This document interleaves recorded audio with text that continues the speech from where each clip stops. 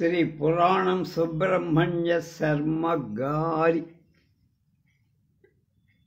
జీవితం సాహిత్యం 6వ భాగం 30-10-20. మీతో మీ అభిమాన రచయిత్రి అని పురాణం సీత రాసిన వ్యాసం ఇలాలి ముచ్చటను. నువ్వు లేవు నీ పాట ఉంది అని ఎవరో కవి అన్నట్టు నేను నా మాట అవి నా రాత తెలుగువారికి నేను చెప్పిన ముచ్చట. వాటిలో పొగరుంటుంది, విగరుంటుంది, వగరుంటుంది. అవి కొన్ని బాణాలు, పువ్వులు, కొన్ని పళ్ళు, కొన్ని కాయ. దేని రుచి దానిదే. అవి ఒక చెట్టుకు పూసిన పూలుగా అన్నీ ఒక్కలాగా ఉండటానికి ఒక్క మాటు కూర్చొని శరంపరగా రాసినవి అంతకంటే కాదు. సృష్టి అంతా ఒక్కలా ఉండనట్లే అవన్నీ ఒక్కలా ఉండవు. మంచి వచనం మంచి కవిత్వానికి దగ్గరగా ఉంటుంది. మంచి రచన ఏదైనా ఎందుకు కవిత్వానికే దగ్గరగా జరుగుతుందో నాకు తెలియదు. ఎంత ఎత్తుకెగిరినా ఊహలు ఎప్పుడు ఒకప్పుడు నేల మీదకు దిగి రావాల్సిందే. నేను రెక్కలు కట్టుకొని ఎగిర. నేను ఎగరలేంది పాఠకులు ఎగర్రా. వాళ్ళు నాతో పాటే ఎగిర. నా కష్టాలు, కలలు, కన్నీళ్లు, అనుభవాలు, జ్ఞాపకాలు, నవ్వలు, నా వేళాకోళాలు, నా సరదాలు, నా కోపాలు, తాపాలు అన్నీ వాళ్ళు పంచుకొని నా వ్యాసాలు చదివి నన్ను తెగ మెచ్చుకున్న వాళ్ళు ఉన్నారు. నన్ను తెగ తిట్టిన వాళ్ళు ఉన్నారు. అందరికీ నమస్కారం. నేనెవరికంటే తక్కువ కాదు, ఎక్కువ కాదు. మనం అలా మాట్లాడుకుంటాము. ఎలా? అలా రాయటానికే నేను ప్రయత్నించి అలా రాయటం బాగుంటుంది, మంచిదని నాకు తోచింది. మీత నొక్కితే దీపం వెలిగిన అనేక దీపాలు వెలిగాయి. ఆ వెలిగిన దీపాలు పాఠకుల గుండెల్లో తమాషాగా వెలిగాయి. ఏ కాలంలోనూ ఏ సాహిత్యంలోనూ ఎంత గొప్ప పేరు పెట్టుకున్నా ఇంతకంటే ఏం చేస్తుంది? జీవితమంతా ఆడదాని చుట్టూ అల్లుకొని ఆ తీగ లాగితే డొంకంతా కదులుతుంది. ఆ తీగ నేరు లాగా అది నేను చేసిన తప్పంటే తప్పు, రైట్ అంటే రైట్. మనం పరకాయ ప్రవేశం చెయ్యగలిగితే ఎందరిలోకైనా దూరి ఏముందో తెలుసుకోవాలి. అలా పరకాయ ప్రవేశం చేసి లోకాన్ని చూసే విద్యకు ఆడ మగ తేడాలు ఉండక్కర్లా. నా పేరు పురాణ సీత. నేను ఇల్లాలి ముచ్చట్లోంచి పుట్టినప్పుడు అందరిలాగా అజ్ఞానంలోంచి పుట్టిన, అందరిలాగానే మట్టిలో ఆడుకున్న. చుట్టూ చూశాను, పరవశించి నాకు తోచిన పిచ్చి పాటలు పాడుకు. ఆ పాటలు ఈ ముచ్చట్లు పుటల్లో మీకు కనిపిస్తాయి. నేను కొంచెం ఎదిగా. లోకం ఒడిలో నేను నేర్చుకున్న జీవిత పాఠాలు నా కళ్ళు తెరిపించాయి. నేను చూసిన ఇంద్రధనస్సులు మీకు పంచి, ఆకాశం నా కోసం వంగి నక్షత్రాన్ని తుంచి మీ ఒళ్ళో పోశారు. ఇవి మీకు గులకరాళ్ళగా కనిపిస్తే దానికి నేనేం చెయ్యలేదు. మీకోసం కొత్త కిటికీలు తెచ్చా. ఆ కిటికీలు మీకు నచ్చకపోతే మూసేసి కూర్చోండి. అలాగే కానీ నన్ను తిడితే మళ్ళీ తిడతా. మాటకి మాట తెగులు, నీటికి నాటు తెగులు అన్నారు కదా మనవాడు. ఉప్పు, పులుసు, కారం తింటున్న వాళ్ళం కదా. రాతల్లో ఆ లక్షణాలు కనిపిస్తే కనిపించవచ్చు. నైజ గుణానికి పట్టదలకి మందు లేదని మనవాళ్ళే అన్నారు. నాకు తెక్క కూడా ఉంది, దానికో లెక్క ఉందన్నాడు పవన్ కళ్యాణ్. నాకు బ్యాలెన్స్ లేదు. నేను బ్యాలెన్స్డ్ రైటర్ని కాను. కవులందరికీ ఫండింగ్ అంటే వీక్నెస్ ఉన్నట్టు నాకు మాటల జగ్గలేవి అంటే వీక్నెస్ ఉంది. నిజమైన రచన నిరాడంబరంగా సూటిగా ఉండాలంట. నిజమే, మనకున్న వీక్నెస్లు మనకున్నాయి. నేను ఇంగ్లీష్ పదాలు విశృంఖలంగా వాడేస్తా. నాకే తగినవి చెప్పేది తెలుసుకోకుండా రాస్తానని మా వాళ్ళు అంటూ ఉంటారు. నాలో మంచి హ్యూమర్ ఉందని కొందరు నా వ్యాసాలు చదివి నన్ను ఉబ్బేస్తా. అవన్నీ కన్నీళ్లతో తడిసినవని పాపం వాళ్లకు తెలియదు. ఒకప్పుడు ఉపన్యాస ధోరణిలో సాగు, ఒకప్పుడు డైలాగు పద్ధతిలో తీసుకుంటా, మరొకప్పుడు వర్ణనాత్మక నెరేటివ్గా పోతుంటా. ఏ సబ్జెక్టుకా గుడు, ఏ ఎండకా అంబరిల్లా. ఒకప్పుడు సోషియోలాజికల్గా, ఇంకొకప్పుడు సెనసైజు పొలిటీషియన్ల వేషాలు ధరిస్తా. వారం వారం రాయాలి కాబట్టి అది ఒక తీయని బాధ. సుఖంగా ఈజీగా కొన్ని రాస్తే గింజుకొని పల్టీలు కొట్టి సాగు తప్పి నన్ను రట్టపోయినంత పని కాగా కొన్ని వ్యాసాలు రాయటం జరిగి, మొత్తానికి ఏదైనా రాయటం బాధే, రాయటంలో సుఖమేం లేదు. నేడు పాఠకుల్ని తప్పు పట్టను నేను. రాయటంలో లోపాలుంటే అవి నావి. నాకు ఉద్రేక పాలు కొంచెం ఎక్కువ. ఆలోచించకుండా ప్రారంభించి ముగించినవి కొన్ని. పట్టుబట్టి కూర్చొని రాసిన, ఫ్రీగా రాసిన చివరికి ఫలితం ఒక్కటే. అయితే ఈ వ్యాసాన్ని 1967 ఏప్రిల్ నుంచి రాస్తూ, అప్పుడప్పుడు మధ్యలో ఒకటి అలా మానేసిన విడవకుండా రాస్తూనే రాయాలి కాబట్టి. సముద్రంలా జీవితం ఎదురుగుండా పరుచుకు ఉన్న, అందులో మనకి ఒక పేజీ మ్యాటర్ వారానికి దొరకదా? అలా రాయటం ఒక సర్కస్ ఫీట్. ఆ ఫీల్డ్లు అలా ఎంతకాలం చేస్తాం? ఇన్ని వ్యాసాలు రాయాలి అని మన మొహం మీద రాసుంటే అన్ని వ్యాసాలు రాయక తప్పు. నాకు రాయాలని రాసి పెట్టి ఉన్నట్లే చదవాలని మీకు మొహాన కూడా రాసు. ఇదండి మన ఫిలాసఫీ. నేను ఫిలాసఫీతో రాజీ పడను, ప్రశ్నలు సంధిస్తా. నేను ఇర్రెగ్యులర్గా చాలా మాటలు కాయించేశానని ఒకరన్నారు. అవి ఒక లిస్టు రాసి తెచ్చి చూపించారు. ఈ పాపం కూడా నేనే చేశానా అనుకో. బైబిల్లో చెప్పినట్టు మనం సిన్నర్స్ వే కదండి. Writing must be a sin. రాయటం ఒక పాపం. వంటల గురించి, ఇరుగు పొరుగు గురించి, ప్రేమలు, పెళ్ళిళ్ళు, ప్రయాణాలు, ఈతి బాధల గురించి లేడీస్ కాలమ్స్లో మామూలుగా వచ్చే మ్యాటర్ చూస్తుంటే విసిగెత్తి మనవాడు చదువుకుందాం. ఇవే విషయాలు ఒక కంఠంలోంచి చాలా గమ్మత్తు, ఒక కొత్త పద్ధతి చెప్పవచ్చని రాస్తుండగా నాకు తోచి. అందుకోసం కూడా నేను కొన్ని వ్యాసాలు అల్లానే రాశాను. నేను ఎక్కడైనా ఫెయిల్ అయ్యానా అని ఆలోచిస్తే ప్రేమలేఖలు రాయాలనుకున్నా సీరియల్స్గా రాయలేకపోయా. ప్రేమలేఖలు ఇల్లాలి ముచ్చల బాణీలో రాయాలనుకొని రాయలేక ఫెయిల్ అయ్యా విజరబుల్గా. అంచేత ప్రేమలేఖలు రాయడం చదువుకొందుకు హాయిగా లవ్లీగా ఉండే చాలా కష్టమని నాకు అనిపించింది. జ్ఞాపకాలు చెప్పినప్పుడు పాఠకుల్ని బోరెత్తిస్తున్నానేమో అని భయపడ్డా. నిజానికి చాలామందికి నచ్చాయి. తెలుగు ప్రోజులో ఎంత పవర్ ఉంటుందో అంతా గుంజాలని ట్రై చేశాను. నవలలు చదివినట్లు, కథలు చదివినట్లు వ్యాసాన్ని కూడా ఇంటిమేట్గా చదివించాలని తాపత్రయపడి, నాకు శరపరంపరగా వచ్చిన ఉత్తరాల్ని బట్టి చదివేవాళ్ళు మనకు వాళ్ళు. నాకెవరి మీద ద్వేషం, కసి లేవు. అలా రాసినట్లు కనిపిస్తే అది నాకు సరిగా రాయటం చేత కాకపోవటం వల్ల ఏర్పడిన దౌర్భాగ్యం. నేను ఎమోషనల్గా అప్సెట్ అయి నన్ను నేనే ఫూల్ చేసుకున్నానేమో నాకు తెలియదు. ఒకవేళ స్వవచన ఘాతాలు ఉంటే కాంట్రడిక్షన్ ఉండొచ్చు. జీవితంలో ఉన్నట్లే అందులో ఉంటాయి. నాకు జీవితం పట్ల ఆకాంక్ష, మమత, గౌరవం, జాలి కూడా ఉంది.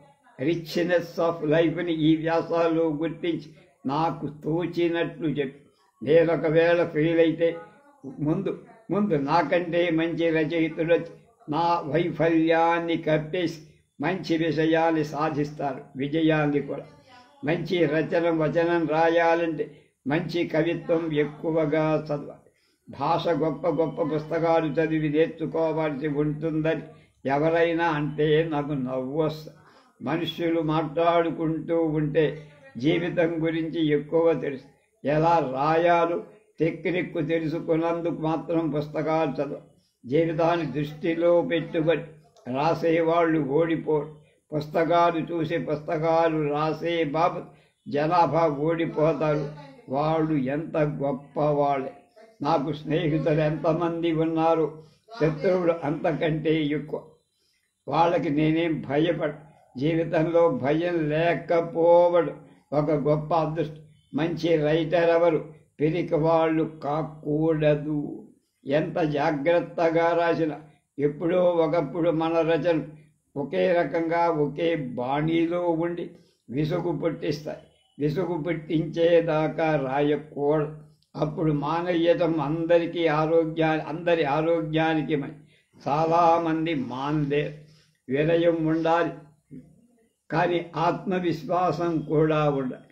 మనసు నిష్కల్మషంగా ఉంచుకో. తెల్ల కాగితం లాంటి మనసు లేకపోతే చెప్పదలుచుకొని స్పష్టంగా చెప్పని. మన ప్రియమైన లేడీస్లో ఏ లక్షణాలు ఉంటే బాగుండునని మనం అనుకుంటాము, అవన్నీ ఉంటే వాళ్ళు ఎలా మాట్లాడతారు ఊహించి గమ్మత్తుగా కూడా రాసి. ఒకప్పుడు నాకు తెలిసే పెంకితనం కొద్ది ఆడ గిరీశంలాగా కూడా రాశారు. మొగరాయుడిలా రాస్తుందనిపించుకొని దూషణ భూషణ తిరస్కారాలన్నీ కూడా నేను అనుభవించి నా నెత్తి మీద కురిసినవన్నీ పూలే కాదు, రాళ్ళు కూడా. ఎప్పుడైనా నాకు విముక్తి లభిస్తే, అంటే నేను ఈ వ్యాసాలు మానేసే రోజు వస్తే, అప్పుడు చివరి వ్యాసం ఎలా రాయాలా అని ఆలోచిస్తూ రాస్తే నా చివరి వ్యాసాన్ని స్వాన్ సాంగ్, హంస గీతం అనే పేరు పెట్టు. హంస గీతి అనే సినిమా ఉంది, దాని మ్యూజిక్ డైరెక్షన్ చేసింది మంగళంపల్లి బాలమురళీకృష్ణ. నేను హంసని కాకపోయి నాలోని ఉత్సాహం ఇంకిపోకముందు నేను ఒక తెలుగు ఇల్లాలి దృక్పథం నుంచి ఋతుగానం వ్యాసాలుగా రాయాలని వర్షంతో ప్రారంభించి వసంతంతో ముగిస్తానే. ఈ 1972 ఒక తెలుగు టిల్లారు రుచిచక్రం మారటాన్ని ఎలా గమనించి వర్ణిస్తుంది అన్నది తెలుసుకోవాలి. అలా రాస్తే, సరిగా కుదిస్తే నా జన్మ ధన్యమైనట్లు భావి. అప్పుడు పత్రిక పుటల్లోంచి పురాణం సీతగా నా అవతారాన్ని సాలిస్తా. ఇల్లాలి ముచ్చట్లు రజతోత్సవ సంచిక అంటే 25 ఏళ్ళు నడిపారు తరుణ భారత్. మనవి లాస్ట్ అండ్ ఫైనల్ ఎపిసోడ్గా పురాణం వారు రాద్దామనుకొని రాయలేకపోయిన స్వాన్ సాంగ్ హంసగీతం ముచ్చటని వారి మేనల్లుడిగా నేను నెరవేర్చాలంటున్నారు బులుసు.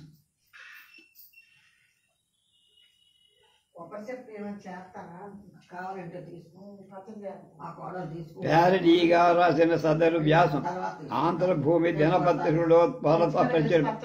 ఇప్పుడు దాన్ని ఇదే సంచికలో చేర్చాను. మనం చదువుకున్నాం. ఆ మహారచనా శైలిని అనుకరించేందుకు ఒక చిరు ప్రయత్నం చేసి బాగుంటే సరే, లేకపోతే మందించండి బులుసు. ఒక పురాణం ఇల్లాలి ముచ్చట్.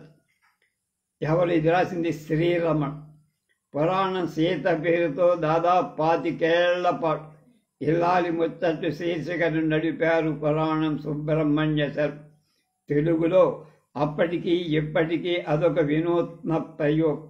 ఆ రోజుల్లో ఆంధ్రజ్యోతి వారపత్రిక రాగానే మొదట ఇల్లాలి ముచ్చట్లు చదివాకనే మిగిలిన విషయాల్లోకి వెళ్ళేవి. ఒక సాధారణ మధ్యతరగతి ఇల్లాలి కోణం నుంచి ఈ ప్రపంచంలో అనేక విషయాల ముచ్చట్లు పలికించి, అయినా స్పష్టత, సమస్యలో తీవ్రత, అవసరమైన చోట చొరక అన్ని ముచ్చట్లలో మనకు కనిపిస్తుంది. 1960 ఇంకా అప్పటికి సాహిత్యం పూర్తిగా రెక్కలు విప్పకముందు నేను సైతం అంటూ పురుషాధిక్యతపై నవ్విస్తూనే వాతలు వడ్డించారు. పాపులర్ వీక్లీని ఎలా తీర్చిదిద్దాలో లేదా వీక్లీని ఎలా పాపులర్ చెయ్యాలో తెలిసిన గుప్పెడు మంది సంపాదక మహాశయులలో పురాణం ఒక. మంచి రచనలు కబరు విప్పకుండానే వాసన పట్టగల అతీత శక్తి పురాణం దగ్గర ఉండే. ఏ సీరియల్ పాఠకులు బాగా పడుతుందో 10 పేజీలు తిప్పి పసిగట్టే నేర్పు ఉండేది. మంచి విలువల ప్రాచుర్యాన్ని ఏకకాలంలో సాధించగల ఫార్ములా తెలిసిన సంపాదకుడు. ఆంధ్రపత్రిక తర్వాత 1970 దశకంలో ఆంధ్రజ్యోతి వీక్లీని ప్రతిష్టాత్మకంగా తీర్చిదిద్దారు. కుమ్మూరి వేణుగోపాలరావు, ఎద్దనపూడి మాదిరెడ్డి లాంటి రచయితల పాపులర్ సీరియస్ ఒకవైపు, హిమజ్వాల, అనుక్షణం, హ్యాంగ్ మీ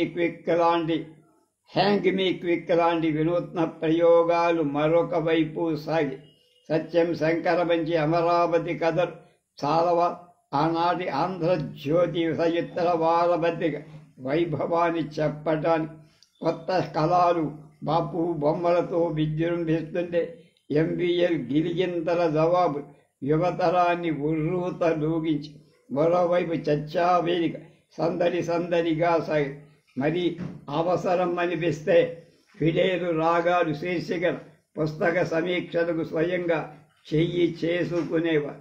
పురాణం చేతి కింద శ్రీకాంత శర్మ ఉండేవాడు. ఇందరగంటి అలనాటి ఆంధ్రపత్రిక నడిపిన తెలుగు వెలుగు శీర్షిక ప్రేరణతో కొత్త కెరటాలు ప్రారంభించి వివిధ రంగాలలో ప్రముఖులపై పదచిత్రాలు రాయించారు. చాలామంది గురించే ఆయనే రాశారు. ఇక కథాక్రమానికి వస్తే శాసు, కాళీపట్నం, రావిశాస్త్రి, మధురాంతకం, ఐజే రావు, భజర, భవిష్వాడు జగన్నాథరావు, జ్యేష్ఠ, భరాగు, ధనిష్ట, హవిస్, స్మైల్, ఆదివిష్ణు, గొల్లపూడి, పెద్దిభట్ల లాంటి హేమాహేమీలు ఉద్ధృతంగా రాస్తున్న రోజు శేషేంద్ర, దాశరథి, ఇస్మాయిల్, వేగుంట లాంటి కవిశ్రేష్ఠులు అద్భుతాలు సృష్టించిన రోజు. కొడబడి గంటి కన్యాశుల్కం నోట్సులు, నండూరి విశ్వరూపం, నరావతారం, ఆంధ్రజ్యోతి వాసిని పెంచటానికి తోడ్పడ. ఇది ఎలానే జరిగింది పేరిట ఖండాలుగా రంగనాయకమ్మ ఆంధ్రజ్యోతిలో రాసినవే ఆనక విషవృక్షానికి నాంది ప్రస్తావనలు అయ్యాయి. ఆ రోజులు మళ్ళీ వస్తాయా అంటున్నాడు శ్రీరమణ. ఆ ఉగాది మళ్ళీ వస్తుందా అని సరదాగా రాసిన తొలిముచ్చట ఎందరినో ఆకట్టు. ఆ తర్వాత అది అప్పుడప్పుడు కాసేపు ఆగిన 25 పాటు ప్రత్యేక గుర్తింపుతో నడిచి కొన్ని లోగడ సంపుటాలు వచ్చాయి. అప్పుడు వాటిలోంచి ఎంపిక చేసి ఈ పెద్ద సంపుటిని ప్రచురించారు. ఇందులో హార్మనీ పెట్టెలో ప్రేమలేఖలు, రంగుల డేర, దడిగాడు వానసిర, రాసినవాడు గాడిద, వంట చేయని రాత్రి, నాన్నగారి శవం, నా పట్టు చీర, కన్నతల్లి, కాగితపు పల్లకి, హేతువాదం, సుబ్బరామయ్య, పలుకవేమి నా దైవమా, పూలబజారు, పలకల వెండి గ్లాసు వగైరా మాస్టర్ పీసెస్ ఉన్నాయి. అప్పట్లో ఫ్లయింగ్ సార్సెస్, ఎగిరే పళ్ళాల మీద పత్రికలలో తరచుగా కథనాలు వస్తుండే. ఆ తరుణంలో ఎగిరే పళ్ళాలు శీర్షికల సరదాకి ఒక ముచ్చట రాశారు. 7th ఫ్లీట్ అనే సప్తమాంగదళం భారత సముద్ర సరిహద్దుకు వచ్చిన తుపాకీ పడవ రాజనీతి రాశారు. నేపథ్యంపై అవగాహన లేకపోతే పాఠకులు అప్పటిలా ఇప్పుడు ఆస్వాదించకపోవచ్చు. ఎందుకొచ్చిన బఫేలు అంటూ బొచ్చే భోజనం మీద 20 ఏళ్ల క్రితమే నోరు పారేసుకున్నారు. పలకల వెండి గ్లాస్ మధ్యతరగతి కుటుంబ ఆర్థిక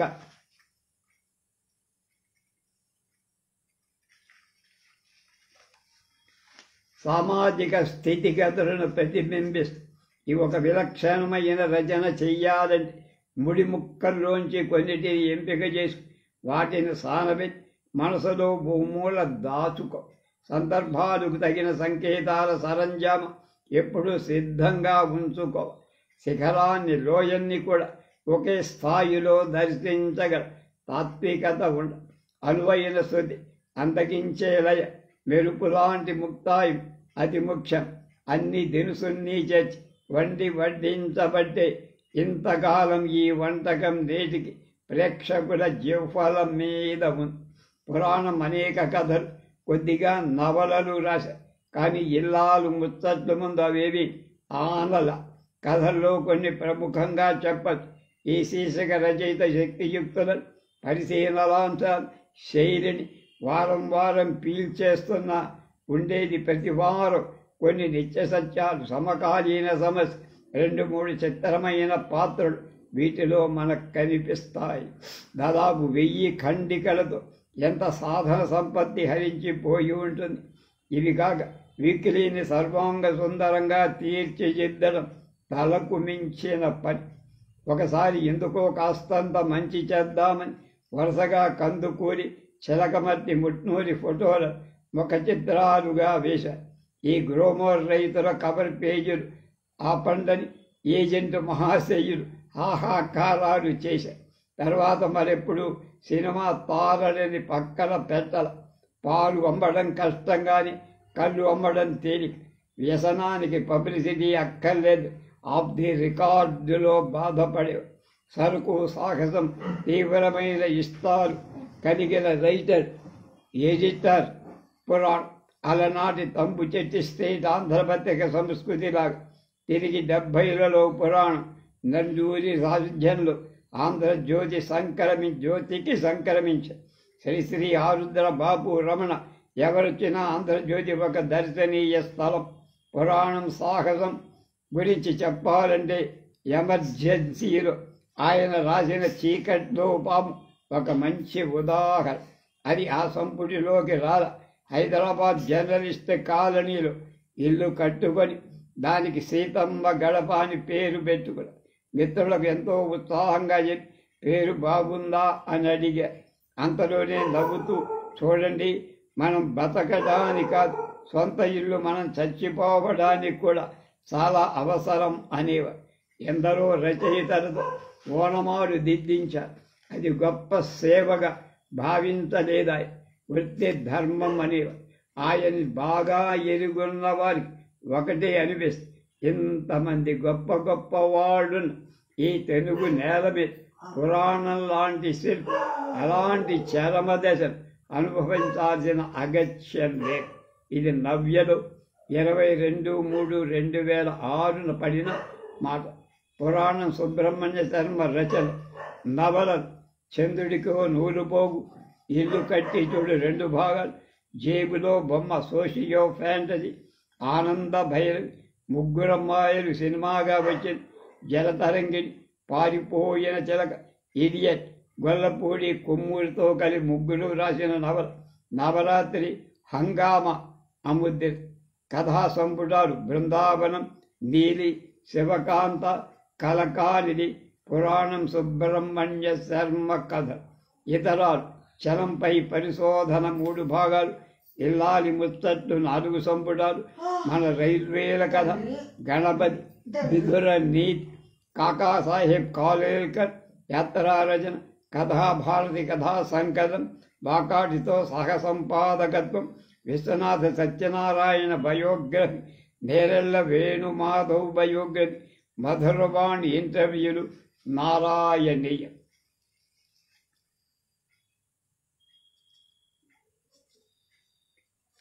రేపు మధురవాణి ఇంటర్వ్యూలు గురించి బుడిసు వెంకట కామేశ్వరరావు గారు రాసిన వ్యాసాన్ని రేపు మనం తెలుసుకుందాం.